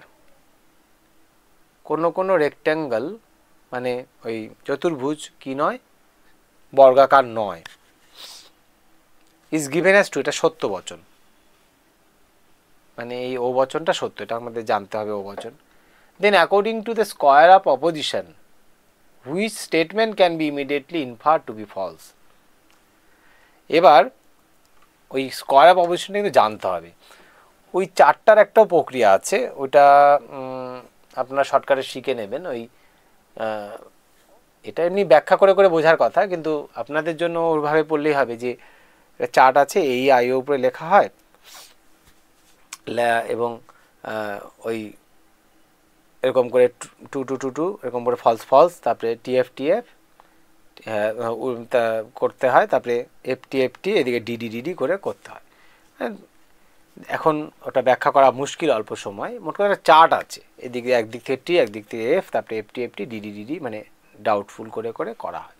সেখান থেকে ধরা হয় যদি মূল বচন সত্য বলে তাহলে আই বচন কি হবে, ওখান থেকে এটা বেরিয়ে যাবে খুব সহজ করে। কিন্তু আপনাদের চারটা কিন্তু জানতে হবে, না হলে যদি আপনারা অর্থ দেখে উত্তর করতে যান মাথা ঘেমে যাবে, সময় ঠান্ডাতেও মাথা ঘেমে যাবে, সময় চলে যাবে, কিন্তু আপনার উত্তর কিন্তু বের করতে পারবেন না। তাই ওই চারটা আপনাদের জানতে হবে স্কোয়ার অফ অপোজিশনের। ওটার উত্তর থেকে যদি করা যায় তাহলে এটা দাঁড়াবে আমাদের ওই এ বচনটি, মানে অল রেক্টেঙ্গলস আর স্কোয়ার, মানে প্রথম বচনটি, এটা আবার এ বচন হচ্ছে, এই বচনটি কি হবে, ইনফার টু বি ফলস, এটা কিন্তু ফলস হবে।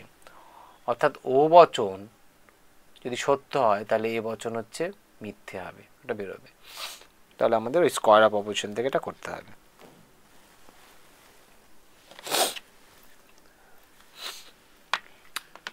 এটাও দেখুন স্কোয়ার অফ অপোজিশন, এটা কিন্তু আপনাদের স্কোয়ার অফ অপোজিশন আলাদা করে পড়তে হবে, নাহলে হবে না। আমি যা দেখছি প্রচুর স্কোয়ার অফ অপোজিশন থেকে আছে।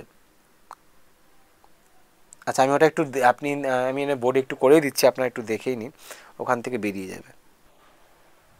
ঠিক আছে, পেনটা ম্যাজিক বোর্ড পেনটা পাচ্ছি না, ঠিক আছে, যাই হোক, ওটা আলাদা করে আপনাদের ইয়েতে করতে লাগবে, ওটা শিখতে হবে। মানে ওটা একটা চার্ট আছে, ওটা চার্ট ছাড়া সম্ভব নয়, চার্ট দেখে হলেই একমাত্র এই উত্তরটা করা যাবে।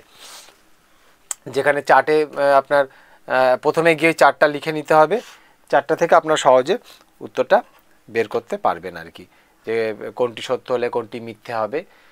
সেই অনুযায়ী এটারও উত্তর দাঁড়াবে 1 নম্বরটি। মানে বলছে যে স্কোয়ার অফ অপোজিশন থেকে following proposition are so related that if one of them is true the other must be false and vice versa. যদি একটা সত্য হয় অপরটি মিথ্যা হবে, বা বিপরীতটি, একটি মিথ্যা হলে অপরটি সত্য হবে। এর অপশনটা দাঁড়াবে এ এবং ডি বচন, মানে এ বচন এবং ও বচন। প্রথমে এ অপশনে আছে এ বচন, আর ডি বচনে আছে ও বচন, সাম ম্যামালস আর নট ভার্টিব্রেটস। এই দুটো মানে এ বচন আর ও বচনের মধ্যে একটি সত্য হলে অপরটি মিথ্যা হবে, এবং উল্টোটাও, একটি মিথ্যা হলে অপরটি সত্য হবে। এই ইয়েটা কিন্তু আপনাকে ওই চার্ট থেকে করতে হবে। যাই হোক, আমি আজকে চার্টটা করতে পারলাম না, ওই চার্টটা করলেও অবশ্য একটু বুঝতে হবে, নাহলে ধরে বের করা যাবে না। ওটা আলাদা করে আপনাদের মাথায় রাখতে হবে, স্কোয়ার অফ অপোজিশন শিখতে হবে। একটা জিনিস আপনারা নিয়ে নিন মাথায়, একটা ফ্যালাসিগুলো বের করে শিখতে হবে। এই দুটো থেকে সব কোশ্চেন এই দুটো থেকে এখন হচ্ছে।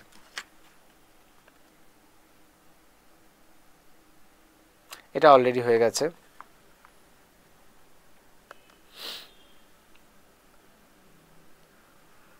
আচ্ছা, এটা হয়ে গেছে, তো এটা কেন আসলো? হ্যাঁ, এটা হয়ে গেছে, এইটা হয়নি। এটা বলছে হুইচ ফ্যালাসি ইজ কমিটেড, এটা ইন নয়, এটা ইজ হবে, হুইচ ফ্যালাসি ইজ কমিটেড, হ্যাঁ এটা ইজ হবে।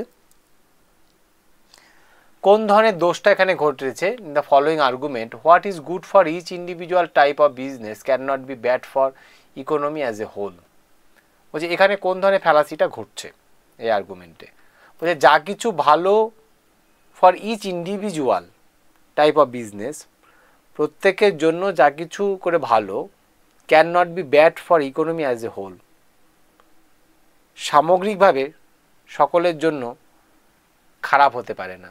ধরুন কোনো একটা ব্যবসার কোনো একটা জিনিস যেটা মুদিখানা দোকানের জন্য ভালো, যেটা অন্যান্য দোকানের জন্য ভালো, সব দোকানের জন্য ভালো। What is good for each individual type of business, সব বিজনেসের জন্য,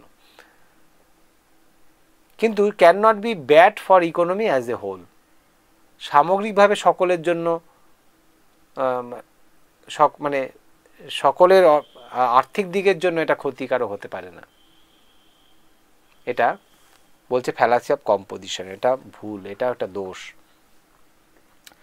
প্রত্যেকের জন্য ইন্ডিভিজুয়ালি ভালো হলেও সামগ্রিকভাবে যে সেটা সকলের অর্থনীতির জন্য ভালো হবে এমনটা নয়। ইন্ডিভিজুয়ালি ভালো হতে পারে, সামগ্রিকভাবে অনেক সময় সেটা ক্ষতি হতে পারে। অনেক কিছুই আছে যে ইন্ডিভিজুয়ালি প্রত্যেকের জন্য অল্প অল্প ভালো, কিন্তু সামগ্রিকভাবে সেটা কখনোই ভালো নয়। তো সেইটা এইরকম ধরনের অল্প থেকে সামগ্রিক, সামগ্রিক থেকে অল্প সিদ্ধান্তগুলোই হলো ফ্যালাসি অফ কম্পোজিশন। এটা 15 গেল।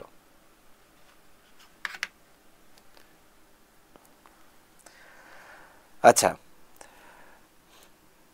এখানে বলছে knowledge is arrived at the, এটা একটা সুন্দর আলোচনা, আমার পূর্বে একটা আলোচনা হয়েছিল, সেই আলোচনার মধ্যে থেকে আপনারা এই উত্তরটা বের করে নিতে পারবেন। এটা কোনো এমনি কড়া লজিক নয়। বলছে এটা একটা যে থিওরিটি আলোচনা হয়েছিল ইন্ডাকটিভ ডিডাকটিভ, সেই আলোচনার মধ্যে আছে। Knowledge is arrive at through the gathering of fact that provide the basis for law, this refers to the principle of. বলছে আমাদের জ্ঞান আরোহণ হয়, জ্ঞান লাভ হয় through the gathering of fact, মানে বিভিন্ন তথ্যগুলোকে এক জায়গায় গ্যাদার করবার ফলে, যেটা আমাদেরকে কোনো একটা সূত্র প্রদান করে। এটা ওই আরোহণমানের মতো মনে হচ্ছে না, যেখানে অনেকগুলো আশ্রয় বাক্য দেখবার পরে আমরা একটা সিদ্ধান্তে আসি। সিদ্ধান্ত মানে একটা নলেজ আমরা অ্যাটেইন করি, তাই না, একটা জ্ঞান আরোহণ করি, এবং সেটা থেকে আমরা একটা সূত্রও তৈরি করি, যেটা আমাদের একটা প্রোভাইড করে, কি করে, দ্য বেসিস ফর ল, একটা সূত্রর ভিত্তি প্রদান করে। এটা আসলে ইন্ডাকটিভিজম, আরোহমূলক একটা ব্যবস্থাপনা, যেখানে অনেকগুলো তথ্যকে গ্যাদারিং করে, অনেকগুলো আশ্রয়বাক্য গ্যাদার করে সেখান থেকে সার্বিক সিদ্ধান্ত নেই, এবং এই সার্বিক সিদ্ধান্তটা কি করে, আমাদের কোনো একটা ল বা প্রিন্সিপাল হিসেবে আমাদের সামনে আসে। তাই উত্তরটা হবে 16 ইন্ডাকটিভিজম। এটা আমাদের এমনি আলোচনা থেকে আমরা পেয়ে যাই, এটা সমস্যার নয়। মূলত আমাদের ফ্যালাসি আর যা দেখলাম তাতে এই ফ্যালাসি আপনাদের, আর একটি হচ্ছে স্কোয়ার অফ অপোজিট, এই দুটো কিন্তু আলাদা করে পড়তে হবে ক্লাসে, নাহলে হবে না এই অল্প পরিসরে। এবং এখান থেকে কোশ্চেনগুলো থাকছে, বাকিগুলো যেমন উত্তর করা যাচ্ছে, এই দুটো কিন্তু আলাদা করে না পড়লে করা যাবে না। আপনারা প্লিজ এই দুটো একটু পড়ে নিতে হবে। আচ্ছা, এখানেও কি বলছে, এখানে দুটো স্টেটমেন্ট দেওয়া আছে, তা থেকে দেখতে হবে কোনটি আর কি সত্য কি না, কোনটি সত্য না, এটা দেখতে হবে।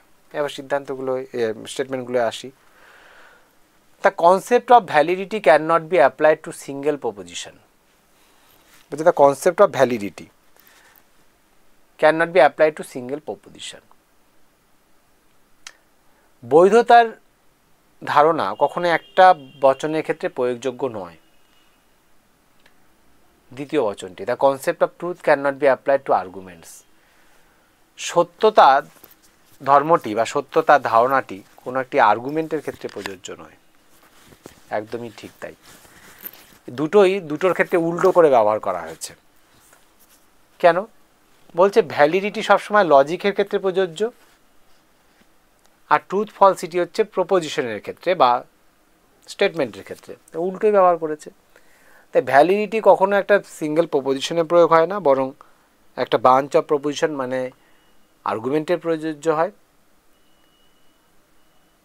আবার কনসেপ্ট অফ ট্রুথ, সত্যের ধারণা কোনো একটা আর্গুমেন্টে হয় না, কারণ আর্গুমেন্ট কোনো সত্য মিথ্যা না, আর্গুমেন্ট বৈধ অবৈধ হয়। তাই এটাও ঠিক, ক্যান নট বি করেই বলা আছে দুটো।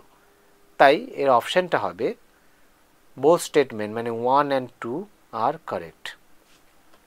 এগুলো উত্তর আপনার মোটামুটি ভেবে ভেবে করতে পারবেন ধারণা থেকে, এগুলো সমস্যা হয় না। পরেরটা দেখি, এটাও একই রকমই, এটাও দেখুন উত্তর করা যায় কিনা, শুধু দেখি উত্তর করা যাচ্ছে কিনা। বলছে the statement Swati's mind is to always laden with fruitful ideas is an analogy.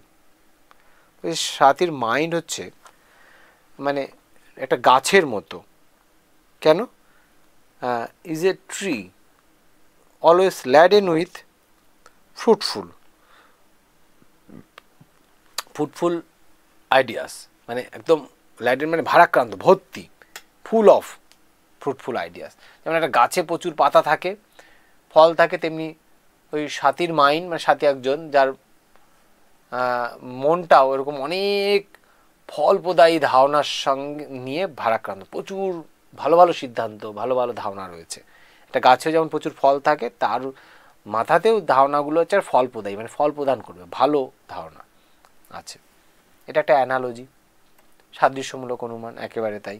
ওই আমরা যেভাবে বলি না, কারোর সঙ্গে কারো মিল দেখে তাকে তার মতো করে বলে নেই, সাদৃশ্য বা মিল দেখে। দ্বিতীয়টাতে কি বলেছে স্টেটমেন্টে? The statement Swati's mind is a tree always laden with fruitful ideas is only the descriptive in nature. বলছে এই যে ধরনের সেন্টেন্সটা আমরা বললাম যে স্বাতীর মাইন্ড একটা গাছের মতো প্রচুর ফলপ্রদায়ী ধারণার সমাহার বা দিয়ে ভারাক্রান্ত, প্রথমে বলা হলো এটা একটা সাদৃশ্যমূলক অনুমান, দ্বিতীয়টাতে বলা হলো স্বরূপত বা আলোচনার দিক থেকে এটা একটা মানে স্বরূপত এটা একটা আলোচনামূলক, একটা কি বর্ণনামূলক স্টেটমেন্ট। এটাও ঠিক, কারণ এখানে কোনো একটা কিছু বর্ণনা করা হলো, ডেসক্রিপশন দেওয়া হলো স্বাতীর মাইন্ডটা কেমন। তাই এর অপশানটা হবে both statement A and statement B are correct, এটাও কিন্তু তাই হবে। তাই আমরা এগুলো উত্তর কিন্তু সহজে পারবো, এগুলো নিয়ে অসুবিধা হবে না।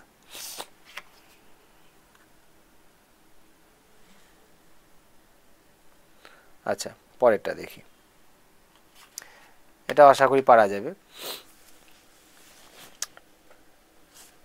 এইগুলো সব আলোচনা হয়ে গেছে। ফ্যালাসি অফ কম্পোজিশন, ওই গঠনমূলক ত্রুটি, এক থেকে বহু, বহু থেকে একে, ফ্যালাসি অফ হ্যাস্টি জেনারেশন মানে একটা সার্বিক সিদ্ধান্ত, fallacy of division, slippery slope ওই যে ভুল করে কোনো কিছু ভাবনা। তাহলে আমরা এবার দেখব, আগে প্রশ্নটা আলোচনা করি। বলছে if you love hot cakes, তুমি যদি গরম কেক পছন্দ করো, তাহলে ইউ লাভ আইসক্রিম, তুমি আইসক্রিম পছন্দ করো। তারপরে বলছে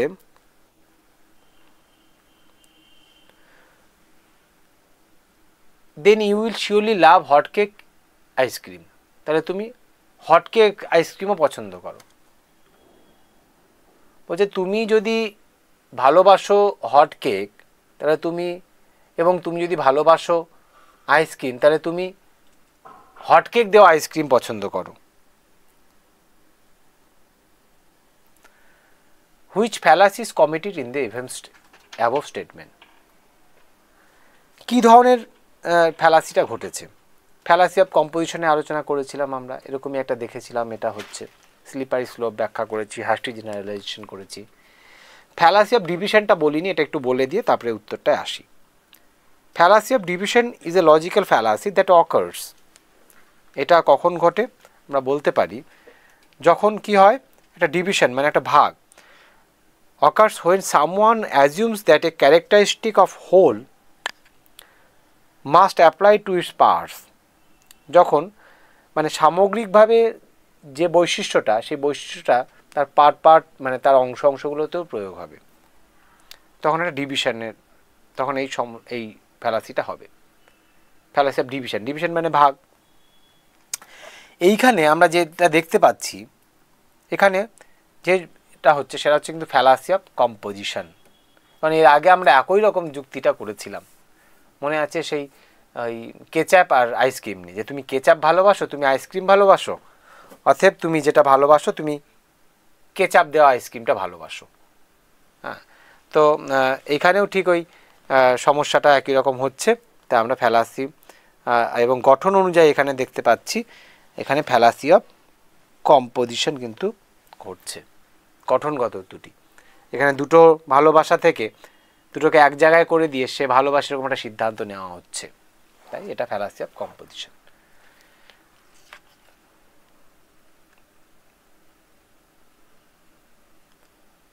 আসি, এটাও আমরা দুটো দেখে নেব। এটা একটা স্টেটমেন্ট, এটা একই রকম, এটা সহজেই পারা যাবে। বলছে a valid deductive argument can not have all true premise and a false conclusion. একটা ভ্যালিড ডিডাকটিভ আর্গুমেন্টের সবগুলো ট্রু প্রপোজিশন, আশ্রয় বাক্য বা হেতু বাক্য এবং একটা মিথ্যা সিদ্ধান্ত থাকতে পারে না। মানে দাঁড়াচ্ছে যে সবগুলো সত্য হয়েছে আশ্রয় বাক্য, কিন্তু একটা সিদ্ধান্তটি মিথ্যা, এটা কখনো হতে পারে না। আশ্রয় বাক্য সত্য হয়ে সিদ্ধান্ত কখনো মিথ্যা হতে পারে না। তাহলে এটা প্রথম। দ্বিতীয়টি, the concept of truth can not be applied to the argument.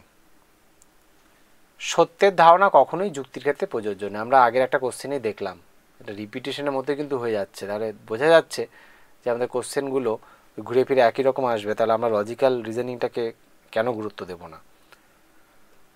তাহলে অবশ্যই সত্যের ধারণা কখনোই আর্গুমেন্টের ক্ষেত্রে প্রযোজ্য নয়। আমরা জানি যে the quality of true and falsity is applicable only to the statement, the proposition, not to the arguments. আর্গুমেন্টের ক্ষেত্রে ভ্যালিড ইনভ্যালিড হয়। তাহলে এই বচনটিও সত্য। এবার দেখব আমরা যে অপশানে কি কি চাইছে। বলছে বোথ আর ট্রু, অবশ্যই ট্রু হয়ে গেল, তাহলে আমাদের পরেরগুলো যাওয়ার প্রয়োজন নেই। এবার দেখি 21 নম্বরে আমরা এরা দেখুন ঘুরে ফিরে একই। আমরা যদি ভালো করে দেখি যে কোশ্চেনগুলো আলাদা কিন্তু অপশানগুলো ঘুরে ফিরে একই রকম, কিন্তু ওই কনস্ট্রাকটিভিজম, ইন্ডাকটিভিজম, ডিডাকটিভিজম। কি বলছে দেখি 21 নম্বরে, the purpose of the theory is to generate a hypothesis that can be tested and that will thereby allow explanation of laws to be assessed. The above statement refers to the principle of.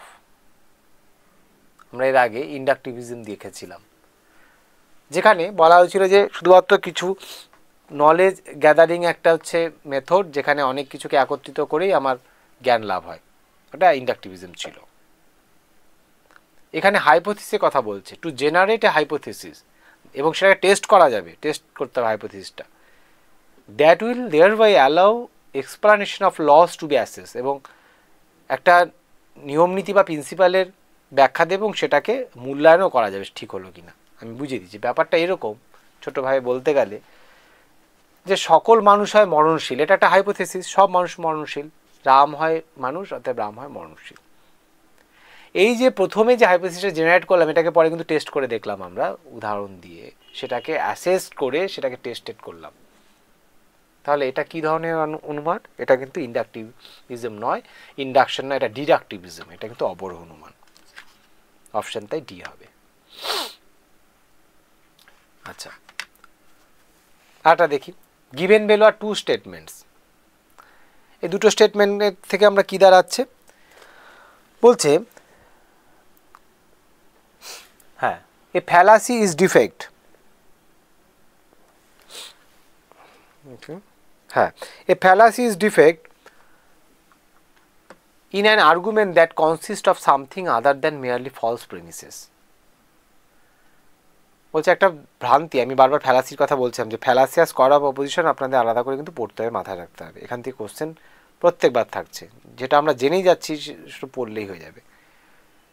A fallacy is a defect, মানে একটা ভ্রান্তি বা দোষ হলো, একটা হচ্ছে ত্রুটি কোনো একটা আর্গুমেন্টের ঘরে, that consist of something other than merely false premises. যেটা কখন ঘটে? That consist of something other than merely false premises. মিথ্যা প্রেমিস ছাড়াও অন্য বাড়তি কিছু থাকার কারণে আর্গুমেন্টের মধ্যে একটা ফ্যালাসি ঘটতে পারে। মানে শুধুমাত্র মিথ্যা প্রেমিসেস বা হেতুবাক্য বা আশ্রয়বাক্য থাকলেই যে ফ্যালাসি আসে তা নয়। বলা হচ্ছে দ্যাট কনসিস্ট অফ সামথিং আদার, অন্য কিছু কারণে। যেমন ধরে নিন ওই যে এর আগে আমরা কতগুলো ফ্যালাসি একের পর এক পড়লাম, যে চারিপদ ঘটিত দোষ, চারটা পদ মানে দুটো, একটা পদের দুটো অর্থ হলো। অনেক সময় দেখাচ্ছে যে একটা অল্পর ক্ষেত্রে যেটা প্রযোজ্য, যেটা সার্বিক ক্ষেত্রে প্রযোজ্য প্রয়োগ করে ফেলেছি, ইউনিভার্সাল সিদ্ধান্ত নিয়েছি, সেক্ষেত্রে দোষ। তাহলে এটাও ঠিক। দ্বিতীয়টি, if an argument is unsound or uncogent, it has one or more false premises or it contains a fallacy or both. যদি একটা আর্গুমেন্ট খুব আনসাউন্ড হয়, মানে একদম মানে অসবল, মানে দুর্বল, it has one or more false premises, এর অবশ্যই একটা এবং বা দুটো মিথ্যে আশ্রয় বাক্য আছে। অথবা ইট কন্টেন্স এ ফ্যালাসি, অথবা একটি ভ্রান্তি এর মধ্যে রয়েছে। এটাও ঠিক। যে যুক্তিটি হচ্ছে দুর্বল, সে যুক্তির মধ্যে নিশ্চয়ই কোনো একটা বা দুটো প্রেমিস ফলস হবে, অথবা এর মধ্যে কি থাকবে? অবশ্যই কোনো একটা ভ্রান্তি থাকবে, কন্টেন্টসে ফ্যালাসি, সেই জন্য ওটা দুর্বল। আমরা 23-এ আসি। বলছে a valid deductive argument can not have all true premise. হ্যাঁ, বলছে a valid deductive argument can not have all true premise. ওটা হয়ে গেছে আমাদের, হ্যাঁ সেটাই ভাবছিলাম একই লাগছে। আচ্ছা, চলে যাই আমাদের হুইচ ফর্মাল ফ্যালাসি। এই ফ্যালাসিটাও আমাদের মনে হচ্ছে হয়েছে, না এটা হয়নি, এটা হয়নি। হুইচ ফর্মাল ফ্যালাসি কমে, এটা হয়নি। আচ্ছা, এখানে কী ধরনের ফ্যালাসি ঘটলো? এর আগে আলোচনা করা হয়েছে ফ্যালাসি আলোচনা, তবুও ফ্যালাসির অনেকগুলো আছে, অনেকগুলো 20টির মতো, আরও প্রচুর। তাই ফ্যালাসিগুলো আলাদা করে দেখবেন, ফ্যালাসিগুলো এবং স্কয়ার অফ অপোজিশনটা আলাদা করে পড়তে হবে কিন্তু। এটা মানে আলাদা করে ওই ছক না করে, যে ছকটা বলছিলাম সেই ছক না করে পড়লে কিন্তু সম্ভব না। আচ্ছা, যাই হোক, এটা ধরার চেষ্টা করা যাক। বলছে if your pet is a cat then it has a tail. যদি তোমার পোষাটি হয় একটা বেড়াল, অবশ্যই তার একটা লেজ থাকবে। ঠিক আছে, প্রথম হাইপোথিসিস, এটা একটা hypothetical statement. Your pet is not a cat, তোমার পোষাটি বেড়াল নয়। দেয়ারফর তোমার your pet does not have a tail, তোমার পোষার কোনো লেজ নেই। আপাত দৃষ্টিতে মনে হবে সঠিক, কিন্তু এটা ভুল একটা কনক্লুশন, এটা একটা ভুল, একটা ইনভ্যালিড। এখানে একটা দোষও ঘটেছে ফ্যালাসি, যেটা ডিনাইং দ্য অ্যান্টিসিডেন্ট। আমরা জানি প্রথমে পূর্বককে স্বীকার করে, মানে অ্যান্টিসিডেন্টকে স্বীকার করে কনসিকুয়েন্টকে স্বীকার করতে হয় সিদ্ধান্তে। আর যদি ডিনাইং করতেই হয়, অস্বীকার করতেই হয় অ্যাফার্মিং না করে, তাহলে প্রথমে সিদ্ধান্তকে ডিনাইং করতে হবে, অর্থাৎ কনসিকুয়েন্টকে, তারপরে অ্যান্টিসিডেন্টকে ডিনাইন করতে হবে।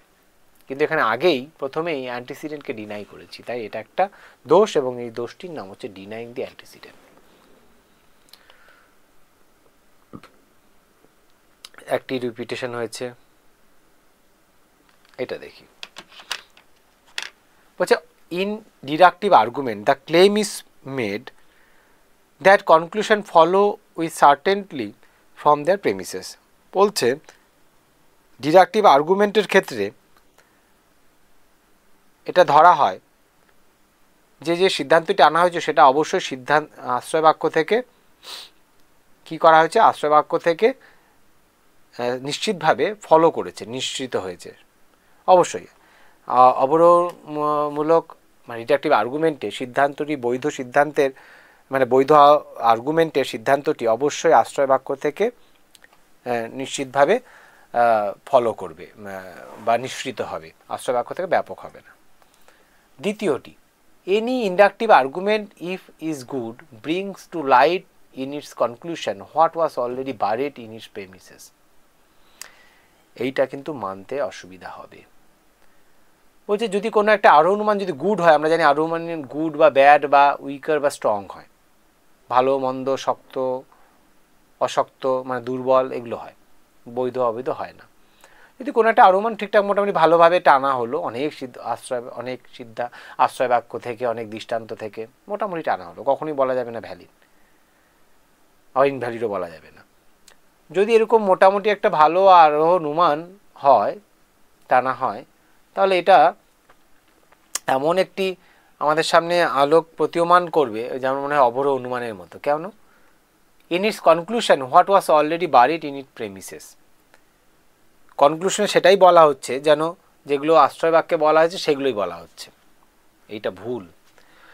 যতই আমি আরোহনুমান যত শক্ত সবল করার চেষ্টা করি না কেন, কখনোই এমনটা দাবি করা যাবে না অবরোহর মতো, brings to the light in its conclusion, যে সিদ্ধান্তে এমন হয়েছে যে এমন যেটা টেনেছি সেটা already buried in it premises, আশ্রয় বাক্যে বলা হয়েছে শুধুই সেটাকেই মাত্র আমি আরোহের সিদ্ধান্তে বলেছি, তা নয়। কেননা আরোহের সিদ্ধান্তে আশ্রয় বাক্যে যা বলা হয়েছে তার বাইরেও কিছু বলা হয়ে থাকেই, অবশ্যই অধিক ব্যাপক হয়। তাই এটা কি হবে, স্টেটমেন্ট 1টা কারেক্ট, কিন্তু স্টেটমেন্ট 2টা হচ্ছে ইনকারেক্ট। তাই সি অপশনটা এক্ষেত্রে ঠিক হবে।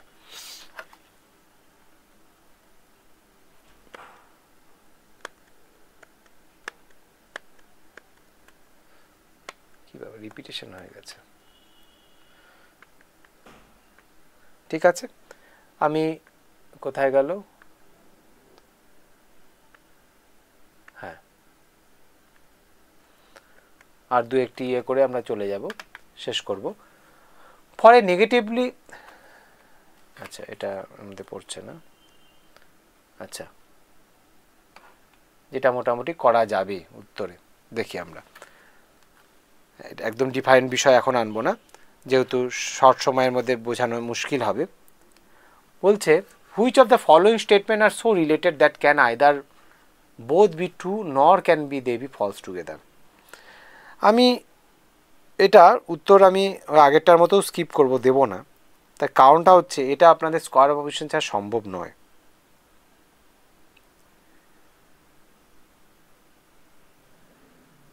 এখানে বলছে যে নিচের যে 4টি বচন দেওয়া আছে এই আইও, এর মধ্যে they can neither both be true nor can they be false together, দুটো একসঙ্গে সত্যও হতে পারে না, মিথ্যা হতে পারে না। কোন অপশানটা হবে? এটা একমাত্র এই ও বচন, মানে এ বচনের, মানে এ অপশানে ও বচনটা আছে, আর ডি বচনটি মানে ওই আই বচনটি, some saints are materialist, no saints are materialist E বচন, আর এই যে আই বচন সাম সেন্টস আর ম্যাটেরিয়ালিস্ট, এই দুটো বচন একসঙ্গে সত্য হতে পারে না, মিথ্যা হতে পারে না। অর্থাৎ অপশানটা হচ্ছে এ ডি, মানে সি অপশানটা এখানে কিন্তু হচ্ছে। তো এগুলো কিন্তু ওই যে একটা ছকটা টানলে ছক থেকে সব উত্তর বেরিয়ে যেত। তাই ওই square of opposition are fallacy, আবারও বলছি এই দুটো উইথহেল্ড করে রাখছি, এই দুটো ছাড়া এগুলো বলা মানে মুখস্থ করার মতো। আর এটা তো আসবে এমন নয়, কিন্তু আসবেই এখান থেকে কোশ্চেন, এই দুটো আপনাদের আলাদা করে পড়তে হবে। এটাও তাই, এটাও তাই দাঁড়াচ্ছে। if the statement no saints are materialists is given as false, which of the, হ্যাঁ এটাও তাই দাঁড়াচ্ছে। বলছে যে নো সেন্টস আর ম্যাটেরিয়ালিস্ট, এটা যদি ফলস হয় তাহলে নিচের কোন স্টেটমেন্টটি এখান থেকে সত্য হবে, মানে এই যে 4টি যে স্টেটমেন্ট দেওয়া আছে এই 4টের মধ্যে থেকে কোনটি সত্য হবে। ওটি দেওয়া আছে ই বচন, তাহলে বি বচন যেটা আছে বিতে আর কি, বি অপশানে আই বচন, এটা হচ্ছে সত্য হবে, এটাকে সত্য হবে। কারণ ওটা ফলস হলে এটা সত্য হবে, কারণ দুটো একসঙ্গে সত্য বা মিথ্যা হতে পারে না। ওটা যেহেতু ও বচন তাই এটা হবে বি অপশানে, অর্থাৎ আই বচনটা সত্য হবে।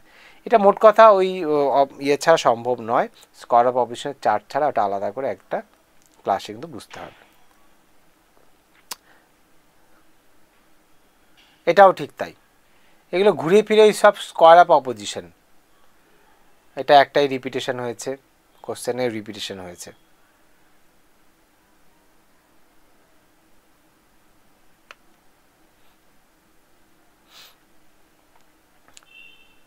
হ্যাঁ, এটা ওই একটাই রিপিটেশন। এটা দেখি, এটা একটু আলাদা বিষয় আছে, এটাই দোষ থেকে আছে। মোট কথা ফ্যালাসি আর সবই ওই স্কোয়ার অফ অপোজিশন থেকে আছে, যা দাঁড়াচ্ছে identify the fallacy committed in the following argument. কী ধরনের ফ্যালাসি এখানে হয়েছে এটা একটু বলে এটা শেষ করব আজকে। পরেরটা দেখি, ওই তো স্কোয়ার অফ অপোজিশন। ঠিক আছে, আমি এই লাস্ট এটা বলে করছি। এটা কি ধরনের, এটা যেহেতু ফ্যালাসি অনেকটাই বলেছে, এই ফ্যালাসিটা আলোচনা করা হয়নি। বলছে identify the fallacy committed in the following argument. কী ধরনের ফ্যালাসিটা এখানে হয়েছে, বলছে capital punishment is morally wrong. আমাদের বর্তমানে আমরা ক্যাপিটাল পানিশমেন্ট, মৃত্যুদণ্ড, চরম শাস্তি নিয়ে আমরা সবাই জানছি একটা বিষয় নিয়ে, বলাই বাহুল্য আপনাদের কাছে, আপনারা জানেন। এই ক্যাপিটাল পানিশমেন্টটা মোরালি রং, নৈতিকভাবে অনেকে বলে এটা উচিত নয়, ঠিকই আছে রদ হয়েছে ফাঁসি ঠিক আছে এরকম বলে, কোনো একটা ক্ষেত্র নিয়ে নয়, সব ক্ষেত্রেই। Because it is ethically impermissible to inflict death as punishment for crime. কেননা এটা কি করে, এটা নৈতিকভাবে পারমিশন দেয় না, মানে অনুমোদন করে না two inflict death as punishment for crime, অপরাধের পরিবর্তে শাস্তিস্বরূপ ডেট দেওয়া। কিন্তু এখানে একটা ফ্যালাসি ঘটছে। আমরা জানি যে অপরাধী এটা নৈতিকের কথা বলছে, কিন্তু এটা তো একটা দোষ ফ্যালাসি হচ্ছে। আমরা তো ফ্যালাসি, আমরা তো এখনো পানিশমেন্ট চলে, ক্যাপিটাল পানিশমেন্ট দিয়ে থাকে। এখানে কি ধরনের ফ্যালাসিটা হতে পারে বলছে, বেগিং দ্য কোশ্চেন, অপশনটা সি। সবগুলো ফ্যালাসি না পড়লে বোঝা মুশকিল, সময় নেই, আমি শুধু এটা বলছি। বেগিং দ্য কোশ্চেনের মানে হচ্ছে একটা প্রশ্নের উত্তরে আপনাকে আর একটা প্রশ্ন নিয়ে আসতে হবে। বেগিং দ্য কোশ্চেন মানে একের পর কোশ্চেন, একটার পর এক কোশ্চেন চলে আসবে। কেন নয়, তার একটা ব্যাখ্যা দিল, সেটা কেন নয়, এইরকমভাবে যখন আসতে থাকে এটা বেগিং দ্য কোশ্চেন। তাই 35-এর অপশান হবে সি, এবং এর দ্বারাই মূলত আজকের আলোচনা এখানে শেষ করা হলো। যেটা দাঁড়ালো, আমি কিছু কিছু স্কিপও করলাম, আমি একবার রিপিট করে দিচ্ছি। এক হচ্ছে ফ্যালাসি অনেকগুলো আছে, আমি তবুও অপশানের ব্যাখ্যা করতে করতে অনেকগুলো করেছি, প্রচুর আছে, 20টার মতো আপনাদের পড়তে হবে ফ্যালাসি আলাদা করে একদিন। আর স্কোয়ার অফ অপোজিশনটা পড়তে হবে, বিরোধিতার যে চতুষ্কোণ সেটা আপনাদের দেখতে হবে। আমি বলে দিচ্ছি এই দুটো থেকে কিন্তু একটা বা দুটো কোশ্চেন আপনাদের থাকবে, 3টে 4টেও থাকতে পারে, কারণ সব কোশ্চেনে দেখলেন এই দুটো থেকে আসছে। বাকিগুলো তাও বোঝা গেল, করা গেল, আমি যেটুকু বললাম লজিক ধারণা বা ইন্ডাকটিভ ডিডাকটিভ পারবেন, কিন্তু এই দুটো কিন্তু আলাদা করে না করলে সম্ভব নয়। ঠিক আছে, তাহলে আজকে এইটুক থাকলো, আশা করি যেটুকু আলোচনা করলাম বোঝানো গেল, এখানেই রাখছি।